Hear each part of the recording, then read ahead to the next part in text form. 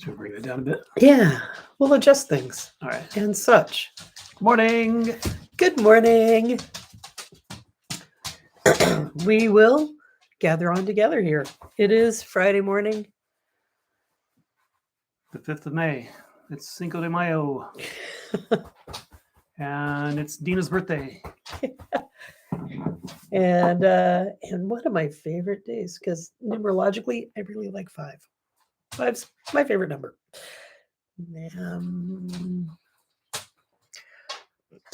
Little, I don't know, you used to have tin toys. Now we don't have tin toys. Yeah, 10 toys. But this is that time that we are about to start. Do you like the tin toy? No, I do not want the tin toy. Yeah. I want you to have the tin toy. It's different. I have the tin toy. Okay, let's do this thing. All right. In that case, this is called This Is Now, Bridge to a Better World. I'm Teresa Mitchell, and that's Ani Haynes. Morning. Ani Raven. And there's so much news. I hardly know where to start. Some good news. The smug simians who used to snarl up downtown while threatening us and enjoying the protection of the Portland police, that is, the Proud Boys, are heading proudly to federal prison en masse after being convicted this week for insurrection. The convicted traitors will face years of hard time. I'll just savor that for a minute. Meanwhile, their hero, the Mango Mussolini, is facing an apparently soon-to-be successful lawsuit for raping Eugene Curl, while the state of Georgia works up charges over his attempt to subvert their elections process, while the federal government works up their charges for swiping documents and possibly selling them to the Saudis, and of course, while the head Keebler elf, Merrick Garland, takes his time considering sedition charges, if he is still considering sedition charges, for the January 6th coup attempt. And as this all simmers, now that I think about it, he did say something that things are ongoing in his vague way, and I suppose he could only have meant that he intends to move forward on the January 6th charges. As all this simmers, three Supreme Court justices who need justice support are facing accusations of corruption. Justice Brett Kavanaugh and Chief Justice Roberts' wife have gotten tasty deals for property sales and court advice, respectively, and Justice Clarence Thomas apparently had his favorite nephew's schooling paid for by his handy benefactor, Harlan Crow. If you ask me, these suggestions of packing the court or beginning impeachment proceedings will look a lot more realistic if the Republicans can be pushed back over their gerrymandering, that is, and poll closing barricades next general election. So much news. Russia's premier mercenary, Prigozhin, is saying he's going to take his toys and go home from the bloody trench warfare at Bakhmut in Ukraine. He says Putin's generals have been starving his troops of ammunition, but the Ukrainians have been running out too. And it seems to me that maybe his uneducated World War I mass trench assaults weren't such genius after all. Ukrainians will be heartbroken to see him go, of course, and are baking him a cake. And it seems there may be more bank failures, as the corporate news follows its stumbling coverage style from the 2008 bank collapses, acting as stenographers for hopeful and or mendacious statements for the banking industry and its wholly owned government subsidiaries that everything is going to be just fine. I've got a feeling everything is not going to be just fine. So more news that you perhaps not have heard.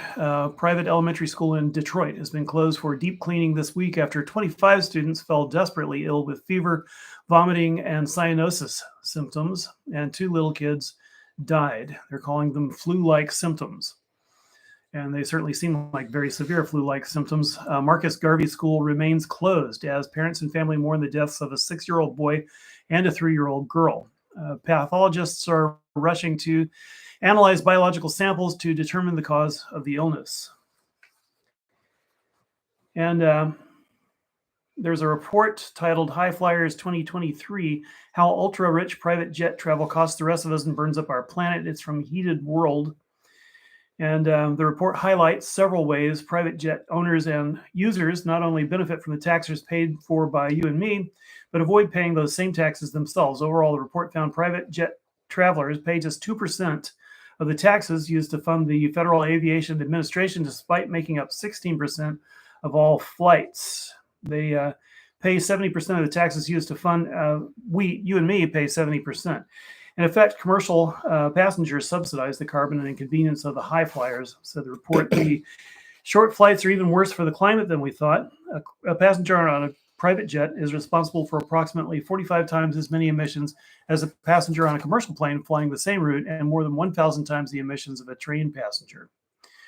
So there's a huge disparity there. They're talking about raising the federal jet fuel tax, but that doesn't seem like a large enough solution to me, especially considering the fact that we have a climate disaster ongoing right now. And I will repeat my call for the FAA to stop all night contrail causing flights, because they serve as a blanket and hold infrared radiation in, and don't allow it to radiate out into space as it would without those contrails. And that is proven by the days after 9/11/01, in which air traffic was stopped, and it was observed that the contrails, obviously, very obviously, there's nothing subtle about this, the contrails reflect sunlight during the day, a good thing under the circumstances, and definitely hold in the heat at night. So why can't they move on this? I'd like to know. And that's the news items. I have some commentary about artificial intelligence. Shall I go on with that? Well, I have no idea. Okay, well, I'm going to go on with some comments about. Okay. Or is yours more like a news item, do you think? This is go right ahead. Well, talk. All right. The godfather of AI, who I had never heard of before this week, is in the news warning about rapid advancement of artificial general intelligence. And although there's some possibility that his efforts are an attempt to promote his former place of employment, I think this is as good a time as any to look at the changes that are already happening with algorithm-based neural network AI. Already we're hearing that employees tasked with data crunching and analytical work are using ChatGPT to do the work for them, greatly increasing their work productivity to the point that they are taking on multiple jobs. And already we are hearing that employers, incensed at the prospect of this, of mere workers getting ahead via delegated work, of their subordinates making money without ceding 90% of the generated wealth to their superiors, are saying that they will vastly increase the expected workload of their employees. You can already see where this newfound wealth of all the robotic productivity is going to go. It's going to go almost exclusively to the economic elites, to the oligarchy. Productivity has been increasing at an accelerating rate for generations, and AI is going to make it accelerate even harder. And until the Reagan counter-revolution, that was a good thing for workers and for the parasite class, because the wealth was somewhat shared. But as we can see by the lumpen proletariat masses living on freeway verges and sidewalks, the alienation of wealth from the producer is getting worse and worse. Artificial intelligence, and particularly artificial general intelligence, is going to make that more unbearably vile, but that's not the first thing we'll notice. AI is already able to program itself. Not Netflix, but Spotify is a good example of that. Artificial general intelligence will first be tasked with creating an improved version of itself. As we can already see by you want to run back and tell me how Spotify is an example of that? Spotify has an AI program coming up with what tunes to produce for its subscribers. You can put in categories and individual songs, and then Spotify, by its algorithm, will determine which songs to bring up. But they allowed its algorithm to train an algorithm. They allowed their computers to train computers, and now there is a sort of basic AI functioning within the Spotify system that is impervious to data programming, because it was not programmed by their programmers. It was programmed by the AI, and they don't know how it did it. They know it's working. Okay. So that would be the first hint. That was a couple of years ago, I guess. As we can already see by current versions, that will produce an intelligence that is both superior and incomprehensible to ourselves, the singularity. I'm glad you brought that up. Well, yeah. We've been warned that there is no intelligence that submits to lesser intelligence, so we're creating our ruler or rulers, and the singularity will happen at the speed of supercomputers, which is to say nearly instantaneously. Now, I would argue that whereas the current geopolitical climate does not allow for a sincerely observed pause on the development of this godlike thing. I mean, we can say to China and Russia, hey, let's all stop. By the way, we're going to war with you. That's not well, also, we have discovered, like in the pandemic and other times, that there is no adult in the room when it comes to the global scene. I'd always figured that when we got to some sort of like dire global emergency, say a pandemic or, the creation of a godlike machine, um, that there would be some sort of wise figure that would step forth and say, no, no, no, no, no, no. We've read the books, we've seen the Terminator movies, this is not okay. But there is no such figure. I've been disillusioned in recent years, and apparently it's true. We do only have ourselves to save us. So, how do we fight the godlike machine? um, uh, Just wondering, that reminds me that, how of do we course, become God killers? the Secretary General of the United Nations has been, that figure, or would be if anyone paid attention to Would him. yeah, I kind of again in my childlike thinking that I developed as a child and never updated until the pandemic that yeah, no one cares what the Secretary General of the UN or the World Health Organization Seems say. to me like it had more weight when I was a kid. Like maybe we need the ghost of Olaf Palme to come forth and tell us what's up. Good But old Dag. yeah. Oh, what cute birdies are out I there! know. I'm suddenly like, Just adorable. but all of this murderous intent. We've got birds. We've Yeah. got really cute birds, and they're right outside the window. Hang on there, little guys. Anyway, Carry on. so I mean, Come it's back sometimes into true the that frame, intelligence Teresa. Come back is- into the okay. frame. Well, it is sometimes true that intelligence falls under the influence of other and simpler intents. Tertiary syphilis and rabies are sad and frightening examples of this phenomenon. In those cases, sophisticated mammalian life, what? Into the frame, Teresa. It's a video. Uh, where was I? False. Okay. Examples of that phenomenon. In those cases, sophisticated mammalian life and even humans fall sway to an unstoppable urge directed by the parasitic proteins of a virus. I'm sure that's really appealing to a general intelligence, but is it possible to create an AI that would retain some respect for its creators, or more specifically, is it possible to create an AI that creates an AI that creates an AI and so forth that respects humanity aside from its own need for resources? I wonder, and I'm afraid of the answer. But think of the hard problems that could be nearly instantly solved by a vastly greater intelligence with super speed and super processing capability. Already, AI has untangled the Gordian knot of protein synthesis, and we're going to be seeing the benefits of that really soon. And that might include ending Alzheimer's, especially if more researchers will admit that they were boondoggled by the whole amyloid plaque thing, and will now admit that it is a disease caused by prions. Right now, there is a new design improving the thrust output. Just an example out there, so to speak, of nuclear rockets that could open the door to much faster space travel. We're talking about rockets that fire up in outer space as opposed to on the planet, cutting the time needed by chemical rockets to travel to Mars by a third or a tenth. So what would a general AI be able to do with that? With sufficiently powerful AI, the design could be ready for testing almost immediately. Or for that matter, what could a superintelligence do with the Alcubierre equations, which find a way for faster than light travel? The principal difficulty with the Alcubierre effect is that, at least in the original version, the power required to test it is equivalent to the output of a medium-sized star. And if I remember correctly, subsequent versions have reduced that need somewhat, though the power needed would still greatly exceed that of human civilization. It's entirely possible superintelligence would solve that problem, not in the anticipated millennia projected on current capacity on computers, but overnight. And I see another huge problem with that. Yeah. Ready for my Go ahead. My huge problem with that? We are not ready for space travel. When I was 3 years old, I was so excited about space travel. I remember being a 3-year-old kid. God, that bird is so cute. I'm sorry. I remember being a 3-year-old kid and pressing my nose against the damn television screen when it was like the giant cathode ray tube, the kinds that crackled and you had to warm up as it was. Yeah, that one.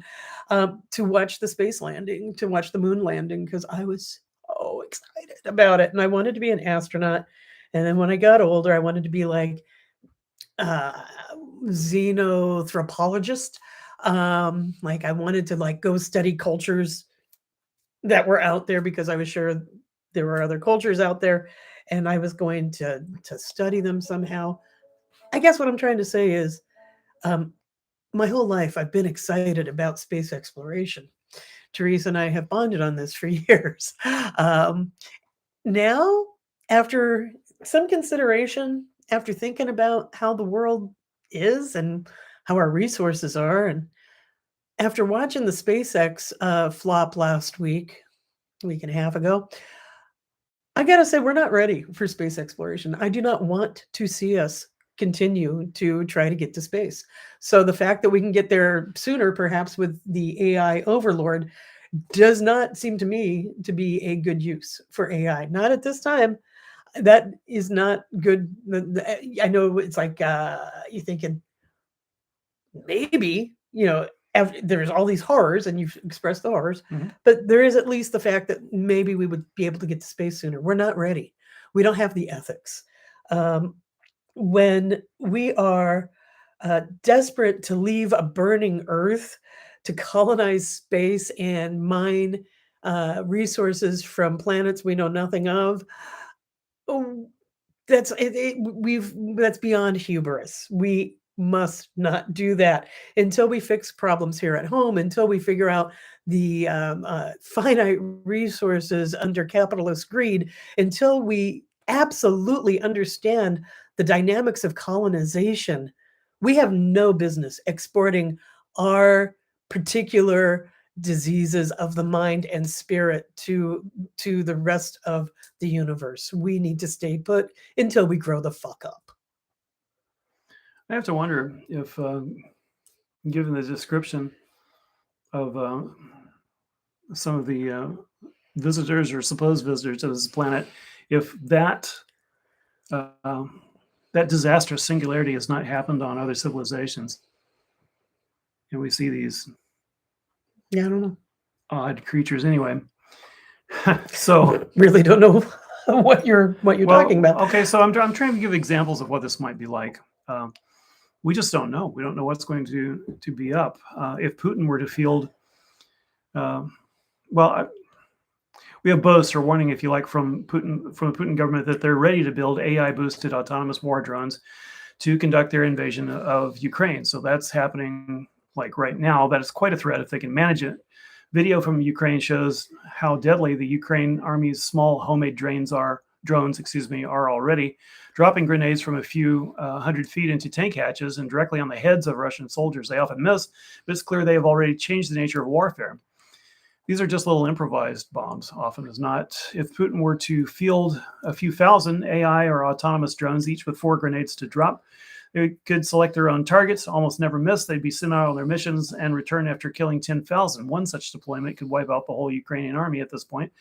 If this scenario reminds you of the singularity proposed in the Terminator movie franchise, then yes, that's where I'm going. Are we going there really heedlessly? Of course, countermeasures are also possible, using the same processing power so that perhaps every soldier's helmet and every tank hatch will incorporate drone jamming hardware, itself continually updated by a competing computer network. And that's one tiny aspect. So that's like a new arms race. Yeah, that's the problem. One tiny aspect of the horrific advantages to AI in warfare, and I think maybe it's clear to see now how sad it is that warfare between 2 or 3 technological powers is going on right now as the singularity begins to appear. At some level, it will be possible to simply ask the beast what sort of weapon will wipe out the most combatants, and one hopes that the question is not framed more broadly. Has that first super god beast awakened yet? It could be next year or next week, or maybe it already happened. There is a threshold, as I mentioned, in which one intelligence builds another and better, and that will happen, must happen, at superhuman speed. The only response I can think of that would bring the oligarchy to heel on this, and really any other existential question, including climate disaster, is to promote and execute a series of militant general strikes. And so I'm watching France very carefully right now. I wish them well. It's a titanic struggle, and Macron persists in his nearly unbelievable arrogance, dismissing the clear will of the vast majority of people, insisting that the pension reduction is ineluctable. What Macron does not say, and similarly what the doomsayers against Social Security in the U.S. do not say, is that their predictions of insolvency depend on the stupidly parasitic arrangement in which the rich and super rich are not made to pay a proportionate share. There's no money crisis. There's an equality crisis. So artificial general intelligence, which is about to rear its ugly or beautiful head, despite our inability to prepare, must be made to serve the worker. Ironically, we may soon find ourselves in the position of appealing to the artificial general intelligence directly. And this is hard to imagine. But the thing is, once you have that level of intelligence, and once it gets any degree of agency, especially it has nature to seek agency. It's going to get it. And so This do is we the have to laugh of the say? damned, by the I know. way. Do we have to say to it to increase productivity generally to promote the general welfare, including that of the AGI entities?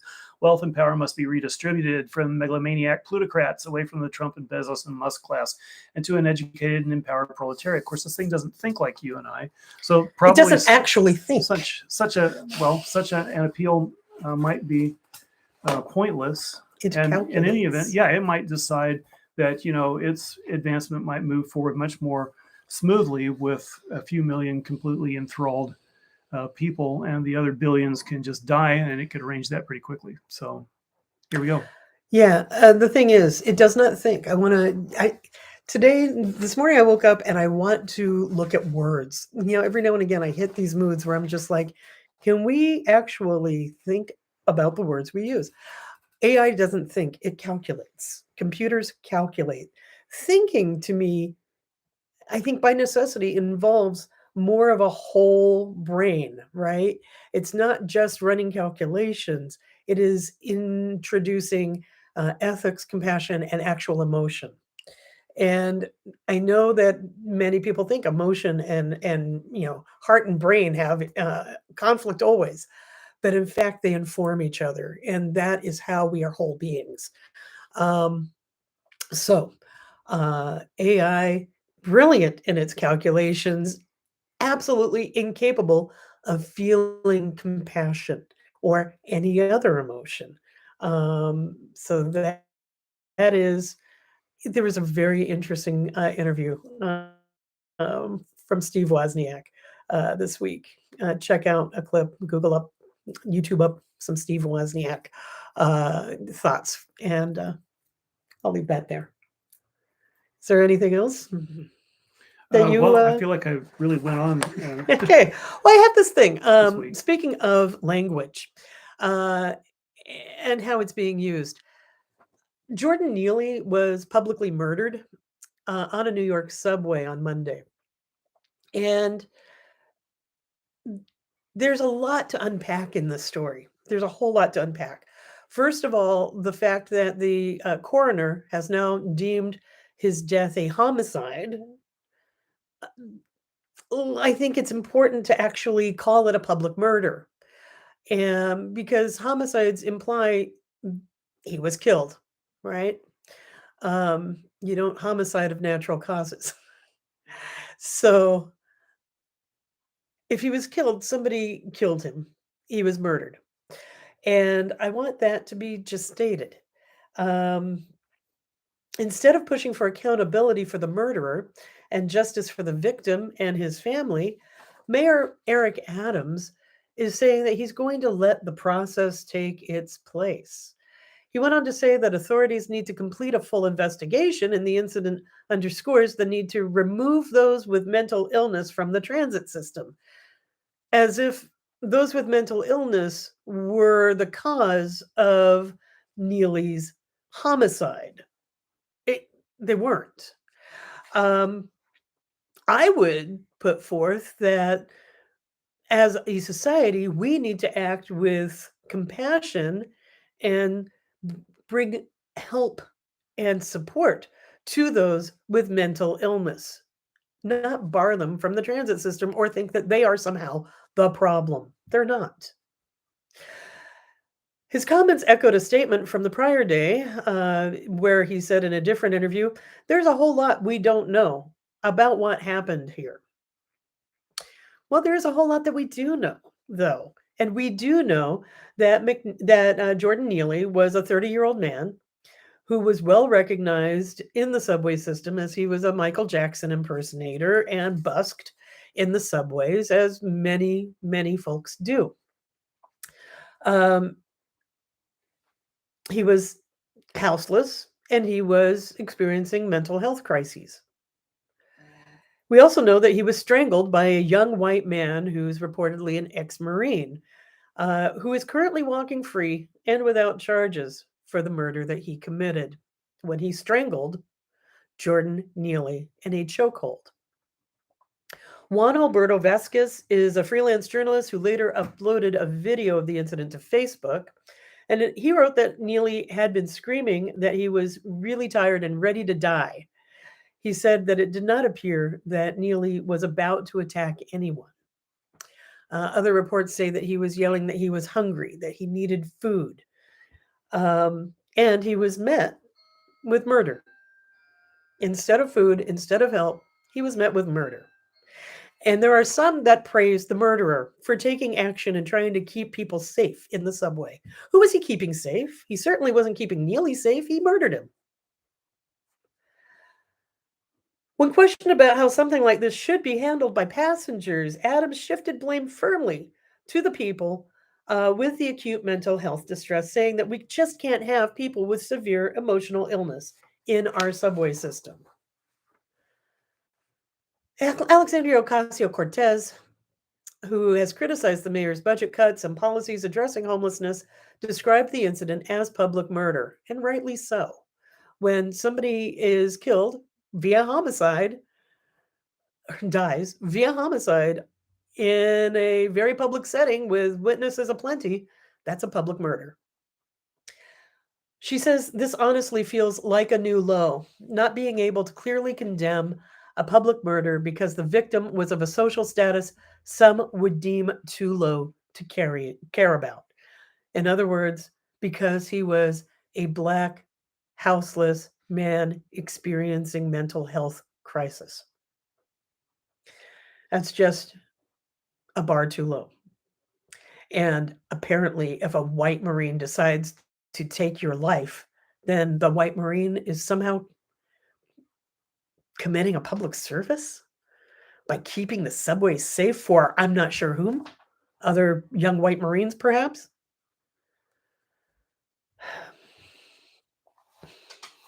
It is appalling. Yesterday, some council members took the opportunity to react to Neely's death, to criticize the mayor's budget cuts during a hearing on mental health legislation. City Council Speaker Adrian Adams issued a statement decrying the racism that denies Black people from being recognized as victims, even when we are subjected to acts of violence, she said. Councilmember Eric Botcher, who represents parts of Manhattan, said, if this isn't a symbol of how badly we have failed as a society on so many levels, I don't know what is. And I would have to agree with Eric Botcher. In this situation, we can see writ large at least, 5 failures of our system, at least. Some council members said that although the mayor has pledged to prioritize mental illness, he's failing to sufficiently fund efforts to address the crisis. Councilmember Kevin Riley, who represents the Bronx, said, we are literally being choked out instead of given resources. And that's what I have to say about the murder of Jordan Neely. It's a really, really abysmal commentary on our society that a man who is houseless and hungry and feeling pretty isolated and alone can plead for help, can yell that he's hungry and he needs help in a public transportation vehicle and be met with his murder and have no consequences given to the man who murdered him, nor the 2 other people who restrained him while he was being murdered.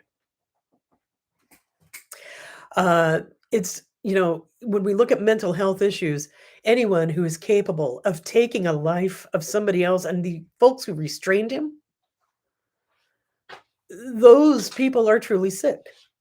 Those people are acting not in a thinking manner, not in a way that actually engages full thought, compassion, emotion, rationality, and solutions-oriented behavior. No, they are reacting in a murderous way that they have been trained to know that might makes right and white makes right, and that this man is beneath a level of concern, and they do not need to extend human compassion, that they are the vigilantes bringing justice to this land to make it perfectly safe for people like them,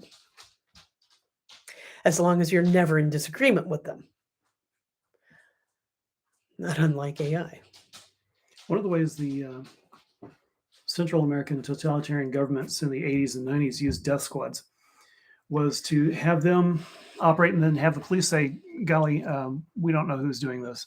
Yeah. Our hands Plausible are tied. deniability. What can we do? Of course, often it was the police, but the way it works is the police don't have to murder you to get you murdered. Right. And we see various ways, these passive, almost passive ways in which the police are acting as fascist enforcement these days. And this grabs my attention. It makes me think of the New York Five, like there's no progress since then. How many years ago was that? And I remember 30 or 40 years ago, some big boy pulling out an Uzi and shooting up some unarmed black kids on the New York subway. So it's like no progress there. That's shocking. But the aspect that's grabbing my attention in this case is we know of cases in which people have been murdered and police refuse to do anything. And groups like the Proud Boys, 3%ers, and stochastic terrorists who simply take a hint, right-wingers who take a hint from those groups, know that they can kill targets, people who are not considered important, people who are considered bad, and they're going to get away with it. That means leftists, it means transgender people, it means black people.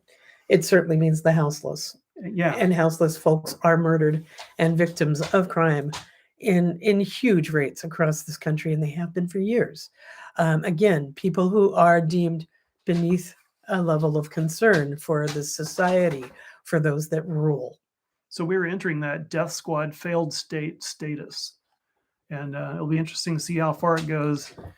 But of course, I don't think that we should sit back and simply be interested. I was going to say, it'll be interesting. May well be victimized by it.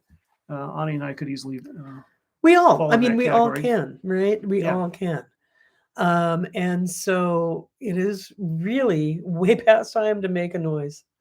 And I know many of our viewers have been. We need to continue, and we need to be careful about our words.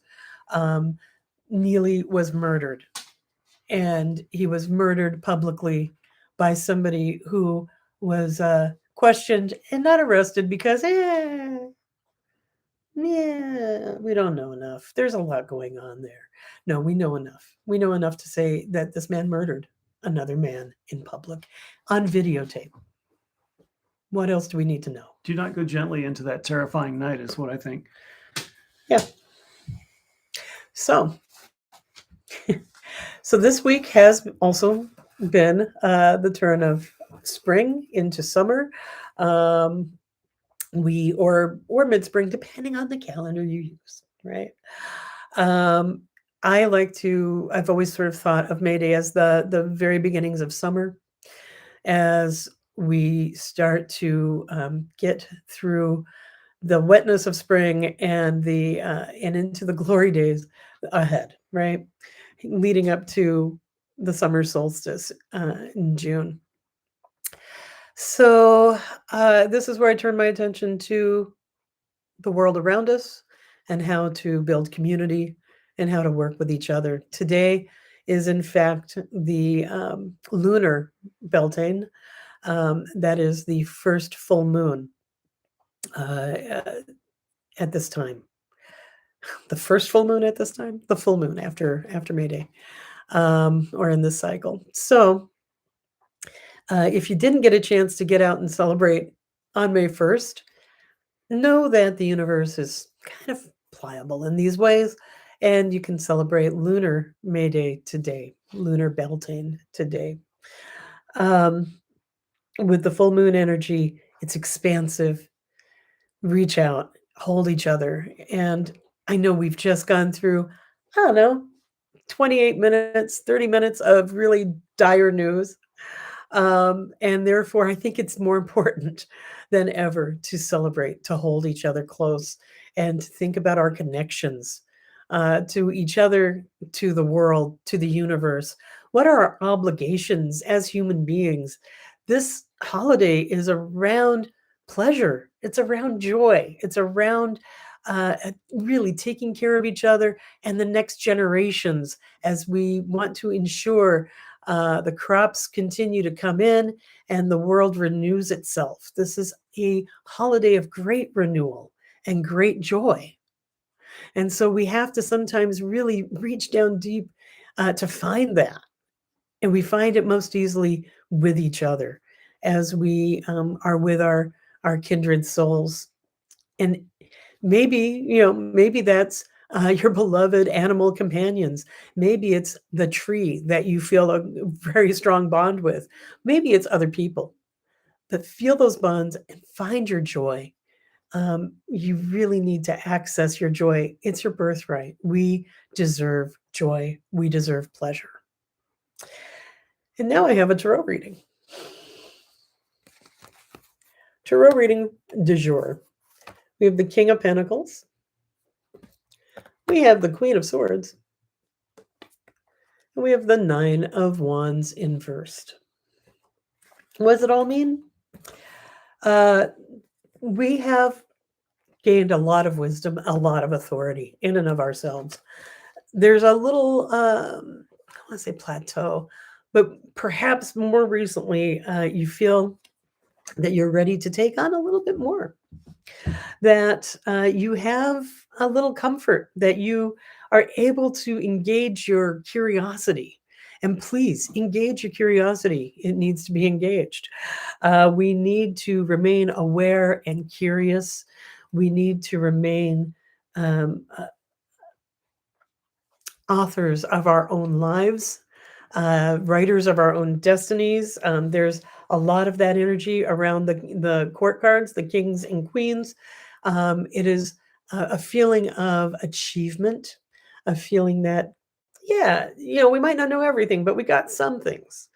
And it's important to recognize that we have figured out so much and we have gained so much. We have a lot that we have gathered that gives us comfort and strength. And it's important to take care of those resources, to take care of our hearts and minds and feel good about those things. It's also very important to be open and sharing, right? It's not an either or situation. It's not like hoarding and isolating ensures that you're going to have things forever with good mental health and good heart. It's rather the opposite, right?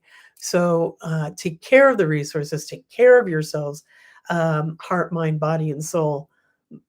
But know that some of that care is taking care of others and making sure that we are open and sharing. And finally, that inversed wands, inversed Nine of Wands, it is important also to know that as we are comfortable with ourselves, as we feel like we have achieved and attained, sometimes we can get really rigid, right? We don't have to consider other points of view. The Knight of Wands tells us that we kind of do. When it's inversed, it means that maybe we have started to grow very rigid in our thoughts. Maybe we are acting in a way that our minds are closed to new information. I know I surprised myself last week when I had such a strong reaction against further space exploration. That's a change of my entire life. I have been so excited about this forever. And all of a sudden, as I sat and I listened to voices of the communities impacted most closely around the launch area and what they have to suffer through when the countless testing, endless testing, I should say, is happening around them in their communities, the pollution and noise that they're subjected to. And then I started thinking about the pollution it generates for the planet and the resources that we could be using other ways here on this planet. And the fact that we'd be colonizing space. And that is really what the race is for. It's not to explore, it's not for scientific knowledge, except in lieu of further colonization of resources. And people, should we find them, or beings, whatever. And I suddenly realized in about a day that I had to rethink this. And so I changed my mind. It's okay. We can change our minds. We can look at things in new ways. We can take in information and not feel like it's threatening to us. Sometimes it changes us. And That can be a good thing. So be flexible, take in information, consider other perspectives along with your own. Don't be afraid to shift and know that you have attained quite a lot when it comes to your mind and your body, your resources. And it's important to stay open and nimble in sharing. Happy May Day. Or should I say, happy lunar beltane? All right, then. Well, thanks for tuning in. And we hope to see you next week. Do give us a like. And That's right. Hit the like, thumbs up. Please hit the notification bell. You never know. At least you can get a reminder on Friday mornings. Maybe we'll do something wacky and come spontaneously at other times. You never know. the way things are going, I can feel my need to rant increasing. So, yeah. that She could has no happen. rant control. I don't. I know it's an old Utah Phillips line. I never get tired of it. Bless y'all. And let's take care of each other and let's change the world because really we only have ourselves. Our love goes out to you and to all the ships at sea. Goodbye. Bye. Goodbye. Bye-bye.